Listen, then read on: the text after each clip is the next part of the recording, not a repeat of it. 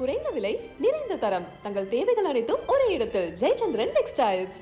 ஒரே ஒரு சின்ன வேண்டுகோள், நீங்க இந்த பேட்டியில் வேண்டாம், நீங்க தேடுங்க. சர்க்காரியா கமிஷன்ல அந்த மாதிரி வரியே கிடையாது. இந்தியாவில் வரும் இல்லையா, தமிழ்நாட்டு மட்டும்தான் இருக்கா? இல்ல இந்தியாவில் அறியாம இல்லையா சார்? அவனுடைய பொருளாதாரத்தை பிஜேபி ஆடுகிற பொருளாதாரத்தை எல்லாரும் செல்வ வளத்தில் கல்வி வள அறிவிலும் இருக்கிறானா? நான் பள்ளிக்கூடத்துக்கு போகாம வருகை பதிவு கொடுத்துட்டு கல்லு குடிச்சிட்டு பரோட்டா சாப்பிட்டு சீமான் சொல்றாரு கேட்டீங்கல்ல. அவ்வளவு அறிவாளிகளை நம்ம நாடு தாங்குது. அதாவது கடல்ல போனா அப்படியே தூக்கிடுவேன். பாருங்க, சின்ன குழந்தைக்கு அம்புலி மாமா கதை சொல்லலாம். அந்த கதையெல்லாம் நான் இந்த வயசுல இனி நான் கேட்க முடியாது. எடப்பாடி கள்ளக்குறிச்சியில் பணம் வாங்கிட்டு சாராயம் காய்ச்சி சொன்னார்னு சொல்லலாமா? சொல்லுவது நியாயமா? அதுக்கு என்ன சான்று இருக்குன்னு கேட்டால் எல்லாத்துக்கும் சான்று தர முடியுமா நான் கேட்கலாமா? எதற்கு சான்று தர முடியுமோ அதைத்தான் நீங்கள் பொறுப்பானவர்கள் பேசணும். இன்னொரு பெரிய விஷயத்தை மறைச்சிட்டு காமராஜர் பள்ளிக்கூடத்தை திறந்தார். யார் மூணு பள்ளிக்கூடத்தை காமராஜர் திறந்தார்? அதுக்கு யாராவது ஒரு பதில் சொல்லுங்களேன். ஒவ்வொருத்தருடைய வாழ்க்கை வரலாற்றையும் தோண்டி எடுத்து பார்த்தால் 1000 சிக்கல்கள் வரும். தனி மனிதர்களை ஆராய்வது என்னுடைய வேலை அல்ல. பார்ப்பனர்கள் உயர்ந்தவன் எப்படி? அவன் பிறந்ததுனால, பிறப்பின் அடிப்படையில் தானே, வேற என்ன தகுதி அடிப்படையிலையா? ஆண் பெண்ணை விட உயர்ந்தவன் எப்படி? பிறப்பின் அடிப்படையில்.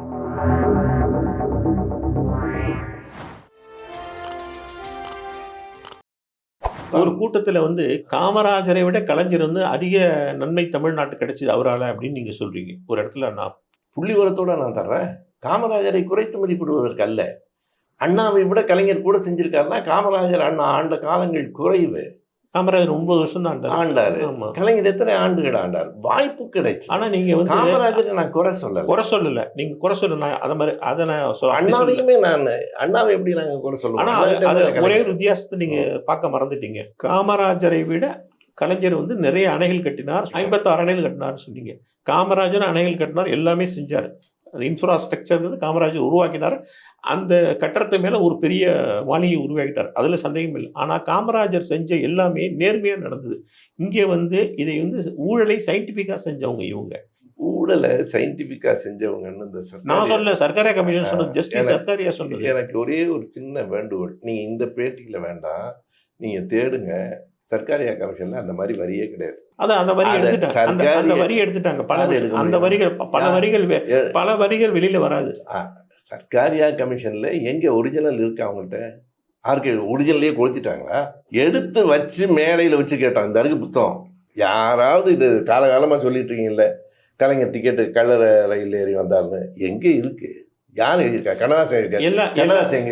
எல்லாமே நிரூபிக்கப்பட்டு தான் சொல்ல முடியும்னா எதையும் சிலது நிரூபிக்கப்பட முடியாது. நிரூபிக்கப்படாத சட்டசபையில கூடாது சார். சட்டசபையில அனந்தநாயகி கலைஞர் பதில் சொன்னார்ல, அதெல்லாம் இல்ல, சட்டசபை குறிப்பில இல்லாதது இவர்களால் சொல்றாங்க. ஆனா நடந்திருக்குது கிடையாது. நான் தான் திரும்ப சொல்றேன். நான் முற்றும் தொடர்ந்த முனிவனும் இல்லை எப்ப சொன்னாருன்னா எங்க இருக்கு? அதெல்லாம் நீங்க பல நேரங்களில் குறிப்புகள் எடுத்துட்டீங்க. அதுதான் நீங்க ரொம்ப தந்திரமா செய்யறவங்க. எல்லாம் எடுக்க முடியாது. நீங்க சட்டமன்ற குறிப்பை ஒரு நினைத்த உடனே எடுக்க முடியாது. அப்படிலாம் எடுக்க முடியும் நீங்க நினைச்சீங்கன்னா இந்த ஜனநாயக அமைப்பின் மீது உங்களுக்கு அடிப்படை. கலைஞர் ஆட்சியில இவ்வளவு நல்லது நடந்திருக்குன்னு சொல்றீங்கல்ல, நிச்சயமா இவ்வளவு நல்லது நடந்திருக்குல்ல. அத்தோட கலைஞர் ஆட்சியில உள்ள பெரிய பல தலைவர்கள், நான் அந்த காலத்து ஆட்கள் இருந்து சொல்றேன். மன்னை நாராயணசாமி, அன்பில் தர்மலிங்கம், மதுரை முத்துலேருந்து ஆரம்பிச்சு அத்தனை பெரிய தலைவர்கள்லாம் இருந்தாங்கல்ல, கலைஞருடைய லெப்டினன்ட்ஸ். ஊருக்கு மாயரம் கிட்டப்பா, கும்போணம் கோசிமணி அப்படின்னு எல்லாருமே மிகப்பெரிய வசதியான வாழ்க்கையே அந்த பீரியட்ல அனுபவிச்சாங்களா? அதெல்லாம் எப்படி வந்தது? இன்றைக்கு அனுபவிக்கிறாங்களா? அதெல்லாம் எப்படி வந்து? நான் மீண்டும் சொல்றேன், நீங்க ஒவ்வொரு அமைப்பிலையும் கட்சியிலையும் இருக்கிற ஒவ்வொரு தனி மனிதரையும் சரி, காமராஜர் ஆட்சி அதோட தொடர்ச்சியும் சொல்ல. காமராஜர் ஆட்சியில மாணிக்கவேலு நாயக்கர்ல, ராமையா தேவர்ல இருந்து ஆரம்பிச்சு, கக்கன் கருத்திருமன்ல இருந்து ஆரம்பிச்சு, காங்கிரஸ்ல மினிஸ்ட்ரியில இருந்தாங்கல்ல, அவங்களுடைய பேர பசங்க, அவங்க மகன்கள் யாராவது இந்த அதிகாரத்தை அனுபவிச்சு சம்பாதிச்சாங்கன்னு சொல்லுங்க பாப்பா. ராமையா தேவர் இறந்து போய் புதுக்கோட்டைக்கு போறதுக்கு அவர் பணம் இல்லைன்னு சொன்னாங்க. கக்கன் மதுரை ஆஸ்பத்திரியில் படுத்திருந்தாங்க. இந்த மாதிரி காமராஜர் இறந்த போகும்போது அவர்கிட்ட 6 செட்டு வேஷ்டி சட்டை தான் இருந்ததுன்னாங்க. அவருடைய வீடு கூட அதுக்கப்புறம் தான் அது நாட்டுடைமையாக்கப்பட்டது. அப்படி அவங்கெல்லாம் காரியங்கள் செஞ்சாங்க, அணைகள் கட்டினாங்க. அதே சமயம் அவங்க சம்பாதிக்கல. அங்கதான் வித்தியாசம். இவங்க எல்லாம் செஞ்சாங்க, எது செஞ்சாலும் அதுல ஒரு கட்டிங் வைக்கணுங்கிறத கண்டுபிடிச்சாங்க. சரி, இப்போ இது தனி மனிதர்களை பற்றிய ஒரு விமர்சனம். இந்த விமர்சனம் எதுவுமே எந்த விதமான சான்றுகளும் இல்லாமல் சொல்லிட்டு இருக்க விமர்சனம். நீங்கள் கலைஞர் என்ன செய்தாருங்கிறது தான் நான் சொல்கிறேன். அவர் ஆஸ்பத்திரியில் காசு இல்லாமல் படுத்திருந்தால்தான் சரி அப்படின்னு நான் கருதலை. நீங்கள் ஒவ்வொருத்தருடைய வாழ்க்கை வரலாற்றையும் தோண்டி எடுத்து பார்த்தால் 1000 சிக்கல்கள் வரும். தனி மனிதர்களை ஆராய்வது என்னுடைய வேலை அல்ல.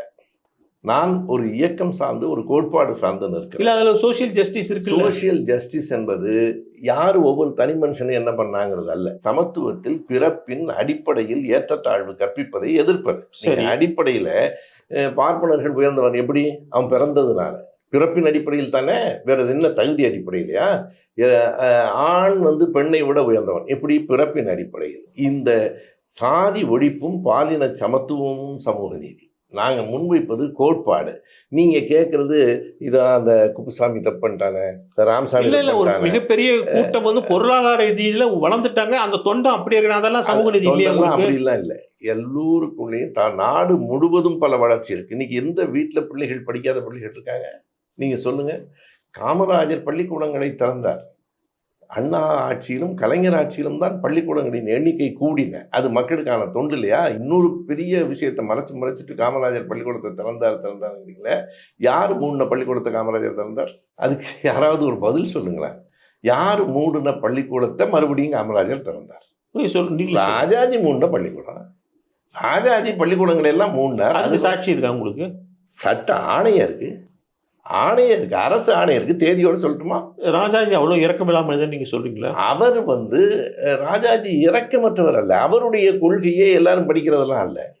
நீங்க இதுவும் தவறான பிரச்சாரம் இல்ல. நான் அரசு ஆணைய தேதியோட தரேங்கிறேன். 125 பள்ளிக்கூடங்களை மூடியது அரசு ஆணை தரட்டுமா?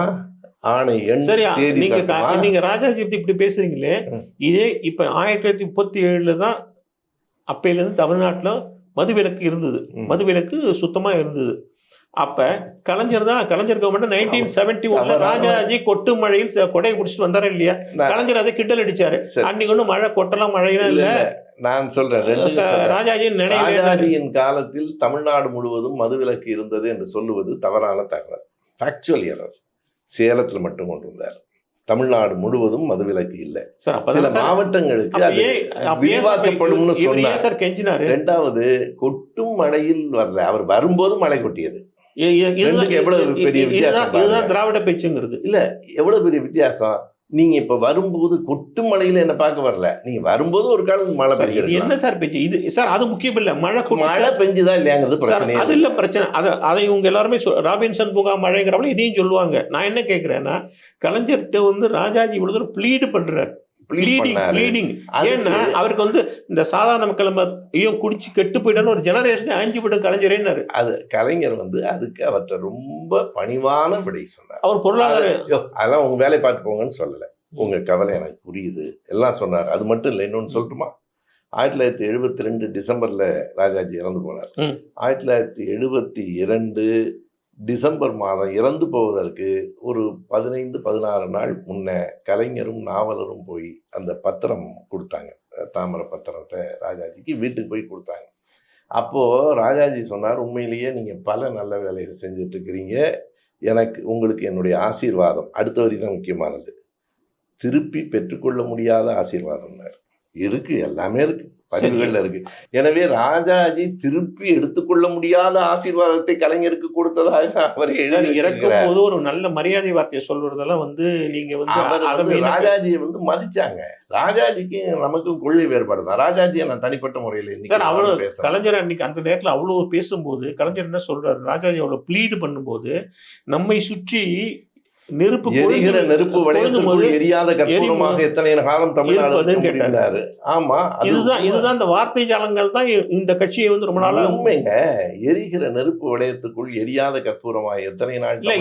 இதுதான் கலைஞர்களுடைய அழகு. தமிழ் மட்டுமல்ல, காமராஜர் இந்த மாதிரி வார்த்தை ஜாலம்லாம் பண்ண மாட்டார். இவங்க இந்த வார்த்தை ஜாலம் பண்ணியே தான் அழகா தலைவர் எப்படி எல்லாம் சுட்டார்பாருன்னு சொல்லியே, அதாவது நீங்க எப்படி இந்த மாயைங்கிறீங்களோ அந்த மாதிரி மாயையான வார்த்தைகளை சொல்லியே உங்க அரசியல் நடத்துனாங்க. ராஜாஜி கேட்டுக்கொண்டது அவருடைய குணத்துக்கு சரியானதாக. சரி, ராஜாஜிக்கு மிக பணிவாகவும் உரிய முறையிலும் கலைஞர் சொன்னது நான் இன்னொன்னு சொன்னார், இது ரொம்ப தற்காலிகமானதுதான், நிதி நிலைமை காரணமா கொண்டு வந்திருக்கேன், மிக விரைவில் விலக்கிக் கொள்கிறேன். விலக்கினாரா இல்லையா? நீங்க ஓபன் பண்ணிட்டியே, நீங்க ஆரம்பிச்சு விட்டியே. நீ 74 விலக்கிட்டாரு. ஆமா சார். மறுபடியும் யாருங்க திறந்தா? அப்புறம் எம்ஜிஆர் தந்தாரு. அது ஏன் பேசவே மாட்டேங்கிறீங்க? அதுக்கப்புறம் தான் நான் ஒன்றும் வரலன்னு நீங்க அதுக்குள்ளேயே வந்துட்டீங்க. இல்ல ராஜாஜி கொட்டுமலையில வந்து கேட்டதை கொட்டாத மழை கொட்டாத நேரத்துல அவர் விலகிட்டார். சரி சரிதானே? சரி. அதுக்கு அவர் ராஜாஜியிடம் கொடுத்த உறுதிமொழியை காப்பாற்றினார். ராஜாஜி இல்ல, உயிரோட இல்ல, சார் இறந்தார். நீங்க ஒரு விஷயத்தை நீங்க ஆரம்பிச்சு விட்டீங்க சார். ஆரம்பிச்சு விட்டா மூடவே முடியாது என்ன? சார் ஆரம்பிச்சு சார் 37க்கு அப்புறம் ஆரம்பிச்சு விட்டீங்களா? அதோடைய 37ல முழுமையெல்லாம் இல்ல, வெறும் சேலம். திரும்ப நீங்க வேணா பாருங்க, புள்ளிவரங்களை எடுத்து பாருங்க. அவர் தொடக்கினார், அவராலையும் முழுமையெல்லாம் செய்ய முடியல. அப்ப வந்து அரசல் புரசல் அங்கேயும் இங்கேயும் காய்ச்சி சாப்பிட்டானுங்க, அதோட போச்சு. இப்ப நீங்க ஓப்பனா திறந்து விட்டீங்க, அதோடைய பிரதிபலிப்பு தான் இன்னைக்கு கள்ளக்குறிச்சியில எத்தனை பேர் சாகுறான். கள்ளக்குறிச்சி வந்து டாஸ்மாக் இருக்கும்போது அது நடக்குது, டாஸ்மாக் இல்லைன்னா நடந்ததுன்னா தான் நீங்க சொல்றதுல. ஆமா, அப்படின்னா என்ன அவன் அதுக்கு அப்ப அவனுக்கு டாஸ்மாக்ல வாங்கி குடிக்க கூட அந்த அளவுக்கு அவன்கிட்ட பணம் இல்லைங்கிறான். நான் என்ன சொல்றேன், அவன்கிட்ட டாஸ்மாக்ல வாங்கி கொடுக்க ஒரு 150 ரூபா கூட பணம் இல்லை. அப்ப அவனா நீ அந்த நிலைமையிலே வச்சிருக்கீங்கிறேன் நான். இல்ல அதான் வச்சிருக்கீங்கன்னு இல்லை, நான் இது ஒரு பெரிய நாடு சார், இந்தியாவே நான் சொல்றேன். அவ்வளவு இந்தியாவில் வரும் இல்லையா? தமிழ்நாட்டு மட்டும்தான் இருக்கா? இல்ல இந்தியாவில் அறியாம இல்லையா? சார் அவனுடைய பொருளாதாரத்தை பிஜேபி ஆடுகிற மாநிலங்கள் எல்லாரும் செல்வ வளத்தில் கல்வி அறிவிலும் இருக்கிறானா? இது ஒரு பெரிய தேசம், பெரிய நாடு. ஆஸ்திரேலியாவில் 2.5 இந்தியாவை கொண்டு போய் வைக்கலாம், அவ்வளவு பெரிய தேசம். அங்கே எவ்வளவு மக்கள் தொகை, இங்கே எவ்வளவு மக்கள் தொகை. அதை விட இது வந்து 50-60 மடங்கு பெரிய தேசம். சிக்கல் இருக்கிறது, எல்லா இடத்திலும் இருக்கிறது. இந்த அரசு என்ன செய்திருக்கிறது? 100க்கு 100 உடனே சரி பண்ண முடியாது. அப்படிலாம் ஜீபுமாலாம் யார்ட்டையும் கிடையாது. நீங்கள் இருக்கும்போது நாங்கள் குறை சொல்லுவோம், நாங்கள் இருக்கும்போது நீங்கள் சொல்லுவீங்க, அவ்வளோதான். எதிர்கட்சியாக இப்போ அதிமுக இருக்கும்போது இதே விஷயத்தை நான் பேசுவேன். இது கட்சி அரசியல். நான் கள்ளக்குறிச்சியில் அதையெல்லாம் அரசியல் ஆக்குகிறார்களே அப்படின்னு கேட்டபோது அதுதானே எதிர்கட்சியின் வேலைன்னு சொன்னேன். அரசியல் ஆக்கத்தானே செய்வாங்க. இது ஒரு பெரிய பிழை. இப்போ ஸ்டாலின் அவர்கள் வந்து கள்ளுக்கடை திறந்தா என்னதான் பிரச்சனை வந்துட்டு போகுது? கள்ளுக்கடை எல்லாருமே ஒத்துக்கிறாங்க, அண்ணாமலை உட்பட எல்லாருமே கள்ளுக்கடை தரங்கிறாங்க. கள்ளுக்கும் சாராயத்துக்கு என்ன வேறுபாடுன்னு எனக்கு நான் ரெண்டும் குடிச்சது இல்லை, எனக்கு தெரியாது. நானும் குடிச்சது இல்லை. இல்லை, அப்புறம் கல்லுல போதையே வராத? கல்லுல போதை வரும். ஆனா பேசுறாரு டெய்லி நான் பள்ளிக்கூடத்துக்கு போகாம வருகை பதிவு கொடுத்துட்டு கல்லு குடிச்சிட்டு பரோட்டா சாப்பிட்டு சீமான் சொல்றாரு. கேட்டீங்கல்ல? அவ்வளவு அறிவாளிகளை நம்ம நாடு தாங்குது. சரியா? எனக்கு முடியல. எனவே கல்லு குடிச்சா போதை வராதா? போதை வரும் சார், ஆனா உயிரை குடிக்காது. அது உறுதியா? யாரு கல்லை வச்சு ஆராய்ச்சி பண்ணிட்டீங்களா? இல்ல, எனக்கு எல்லாம் அளவு சார்ந்தது. நீங்க அளவு வாழ்க்கையே அளவு சார்ந்தது. நீங்க கல்லு சாராயத்துக்கு போக வேண்டாம். ஓரளவுக்கு நீங்க தேன் எடுத்து ஒரு பாட்டில குடிங்க, மருந்து எடுத்து ஒரு பாட்டில ஒரே நேரத்தில் குடிங்க. அது மருந்தா விஷமா? அளவாய் குடித்தால் மருந்து, அப்படியே குடித்தால் விஷம். இதானே இயற்கை. நீங்க அதை கட்டுப்படுத்தணும், அரசாங்கம் இருக்கணும். இது கல்லு வந்துட்டா பிரச்சனையே தீர்ந்துருச்சு. இது என்ன இது சுபவி சார்? இது லெஸ்ஸர் ஆஃப் தி டூ ஈவில்னு சொல்றோம்ல. சரி, அதுல சார் சீமான் சொல்றாரு, அண்ணாமலை சொல்றாங்க. சீமான் அவர் அது கல்லூரி காலத்துல இருந்து குடிச்சாங்கிறாரு, குடிக்காம இருக்க முடியலங்கிறாரு. அதை விடுங்க, தனி மனுஷனுக்காக நம்ம முடிவு பண்ண முடியாது. சரி, நீங்க கள்ளுக்கடை திறப்பது என்பது ஒரு விவாதம். அதுக்கும் இதுல அதனால கள்ளுக்கடை திறந்தவொடனே எல்லாம் சரியாயிடுமா? டாஸ்மாக் பூரா மூடிடணுங்கிறார் ஒரு அரசு. அவர் நான் முதலமைச்சராக வந்தோடனே எப்படி அப்படி தைரியமாக சொல்கிறாரு? அவருக்கு கண்டிப்பாக தெரியும். என்ன தெரியும்? அப்படிலாம் வரமாட்டோம்னு. வர முடியாதுன்னு தெரிஞ்சதுக்கப்புறம் தைரியமாக ஆபத்து இல்லை என்ற பிறகு கோபத்துக்கு பண்ணி நாளைக்கு விஜயோட சேர்ந்து ஒரு ஆட்சி அமைக்க முடியாதுன்னு நினைக்கிறீங்க? அவரெல்லாம் முதலே சொல்லிட்டாரு, யார் எங்களில் முதலில் நிற்பதுங்கிற பிரச்சனை இருக்குன்ட்டார்ல. யாரோடு சேர்ந்தாலும் தான் முதலில் நிற்க வேண்டும் என்று நினைக்கிறவன் யாரோடும் சேர மாட்டான். ஆனால் கெஞ்சி இப்போ வந்து எங்களுக்கு அதிமுகவில் ஓட்டு போட்டுருங்க, தேமுதிக, இது ஓட்டு பிச்சை தானே அது சார். மறுபடியும் இந்த கல்லுக்கு வருவோம். போன மரக்காணத்தில் 23 பேர் இறந்து போனாங்க, என்னோட நினைவுக்கு சரியா இருந்தா. கள்ளக்குறிச்சியில் இறந்து போனதில் அரசாங்கத்தின் பிழை இல்லைன்னு நான் சொல்லலை, போனவருமே சொல்லலை, முதலமைச்சரே சொல்லலை. தப்பு தான், நான் ஒத்துக்கிறேன். நான் எங்கேயும் ஓடி மரக்காண சாவுகளை கண்டு நீங்க ஏன் பாடம் கற்றுக்க மாட்டேங்கிறீங்க? யாரா தவறு மறுபடியும் நடந்திருக்கிறது, அது தவறுன்னு ஒத்துக்கிட்டோம். அதை சரி பண்றதுக்கான வேலைகளை இந்த அரசு முன்னெடுக்கும்னு சட்டமன்றத்திலே. இதுல ஒரு மிகப்பெரிய கூட்டத்துக்கு கட்டிங் போகும்போது எப்படி நம்ம வந்து தடுக்க? கட்டிங் போறதை நீங்க மெய்ப்பிக்கணும்ல. நீங்க இப்படியே, அதாவது யார் மீது வேண்டுமானாலும் எது வேண்டுமானாலும் சொல்லலாம். குற்றச்சாட்டுகள் மெய்ப்பிக்கப்படாத வரையில் அவை வெறும் குற்றச்சாட்டுகள். எல்லாமே நிரூபிக்க முடியுமா இந்த நாட்டில்? நிரூபிக்க முடியாது என்றால் நீங்கள் பேசி பயனில்லை. எல்லாத்தையும் வீடியோ காட்டு, நீ நிரூபின்னு சொன்னா சரி சரி. அவன் எவ்வளோ நிரூபிக்க முடியாத குற்றச்சாட்டுகளை நாங்களும் சொல்லலாமா? எடப்பாடி கள்ளக்குறிச்சியில் பணம் வாங்கிட்டு சாராயங்காய்ச்சி சொன்னார்னு சொல்லலாமா? சொல்லுவது நியாயமா? அதுக்கு என்ன சான்று இருக்குன்னு கேட்டால் எல்லாத்துக்கும் சான்று தர முடியுமா நான் கேட்கலாமா? எதற்கு சான்று தர முடியுமோ அதைத்தான் நீங்கள் பொறுப்பானவர்கள் பேசணும். பொறுப்பற்றவர்கள் எது வேணாலும் பேசலாம். பொறுப்பான இடத்தில் இருக்கிறவர்கள் சான்று தர முடியலைன்னா அது இந்த அமைப்பின் குறைபாடு. அதை நம்ம என்ன பண்ண முடியும்? எல்லா இடத்துலையும் தமிழ்நாட்டில் மட்டும்தான் பேசுவீங்களா? இந்தியா பேச மாட்டீங்களா? விமானம் வாங்கினதில் பேச மாட்டீங்களா? அதெல்லாம் தப்பே நடக்கலை, சான்று இல்லை. அப்போ அதுக்கு மட்டும் சான்று கேட்குறீங்க, இதுக்கு சான்று வேண்டாமா? சார் எவ்வளோ திருடர்கள் வந்து வீட்டில் ட்ரேஸே வைக்காத கொலை திருடிட்டு போய் பல கேஸில் கண்டுபிடிக்க முடியாத போகுது. அதனால அவன் வெளியே தானே இருப்பான். நீங்கள் இந்த சட்டப்படி குற்றவியல் சட்டமே அதானேங்க சொல்லுது. நீங்கள் மெய்ப்பிக்கப்படாத அது மெய்ப்பிக்கலை, ஆனால் எனக்கு தெரியும், அதுக்கு என்ன பண்ண முடியாது? அது உங்கள் நம்பிக்கை, உங்கள் குற்றச்சாட்டு. எந்த ஒன்றையும் மெய்ப்பித்ததற்கு பிறகு யாரையும் தண்டிக்க வேண்டாம்னு யாராவது சொல்ல முடியுமா? தண்டிக்காதீங்க அப்படின்னு நான் சொல்ல முடியுமா என்ன?